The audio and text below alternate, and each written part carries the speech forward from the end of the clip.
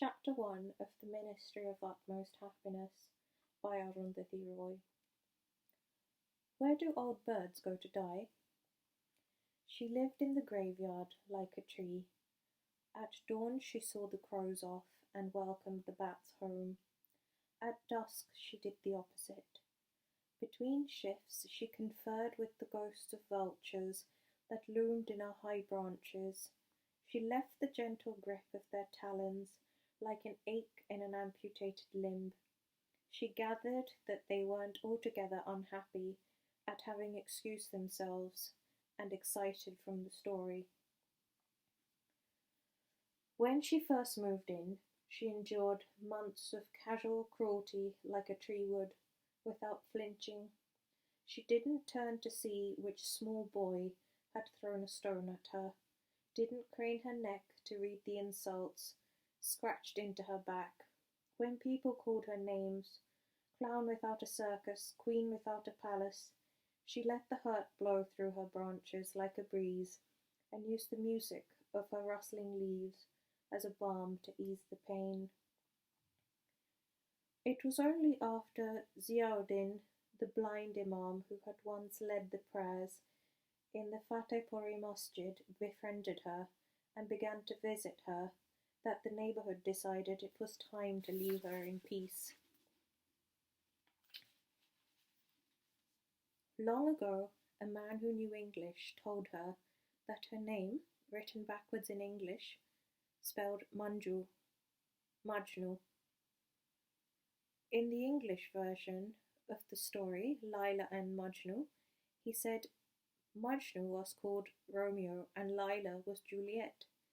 She found that hilarious. "You mean I've made a khichdi of their story?" she asked.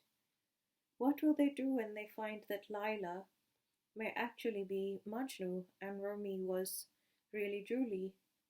And the next time he saw her, the man who knew English said he'd made a mistake. Her name, spelled backwards, would be Mujna, which wasn't a name and meant nothing at all. To this she said, "It doesn't matter. I'm all of them. I'm Romy, I'm Julie, I'm Laila, and Majnu, and Mujna. Why not? Who says my name is Anjum? I'm not Anjum. I'm Anjuman. I'm a mehfil. I'm a gathering of everybody and nobody, of everything and nothing. Is there anybody else you would like to invite? Everyone's invited."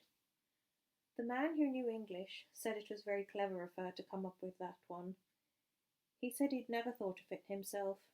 She said, "How could you have, with your standard of Urdu? What do you think? English makes you clever automatically." He laughed. She laughed at his laugh. They shared a filter cigarette. He complained that Will's Navy-cut cigarettes were short and stumpy and simply were not worth the price. She said she preferred them any day to Foursquare or the very manly red and white. She didn't remember his name now. Perhaps she never knew it. He was long gone, the man who knew English, to wherever he had to go, and he was living in the graveyard behind the government hospital.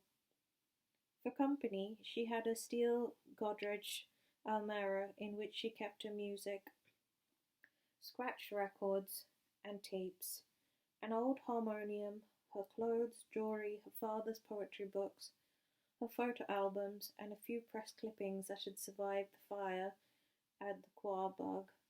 She hung the key around her neck on a black thread, along with bent silver toothpick. She slept on a threadbare Persian rug that she locked up in the day and unrolled between the two graves at night, as a private joke, never the same two on a consecutive night. She still smoked, still navy-cut. One morning, while she was reading the paper aloud to him, the old imam, who clearly hadn't been listening, asked, affecting a casual air, "Is it true that even the Hindus among you are buried, not cremated?" Sensing trouble, she prevaricated. "True? Is what true? What is truth?" Unwilling to be deflected from his line of inquiry, the imam muttered a mechanical response. "Such Khuda hai Kuda hai sach hai.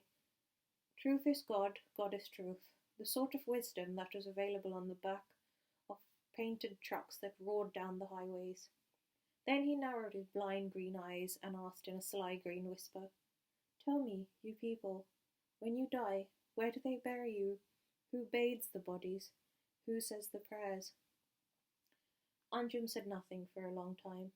Then she leaned across and whispered back, untree-like, "Imam Sahib, when people speak of colour, red, blue, orange, when they describe the sky at sunset, or the moonrise during Ramazan, what goes through your mind?"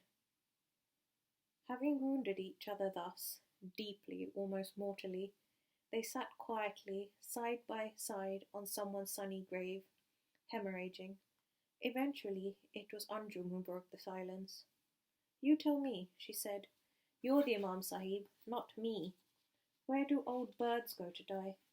Do they fall on us like old stones from the sky? Do we stumble on their bodies in the streets? Do you not think that the all-seeing Almighty One who put us on this earth would have made proper arrangements to take us away?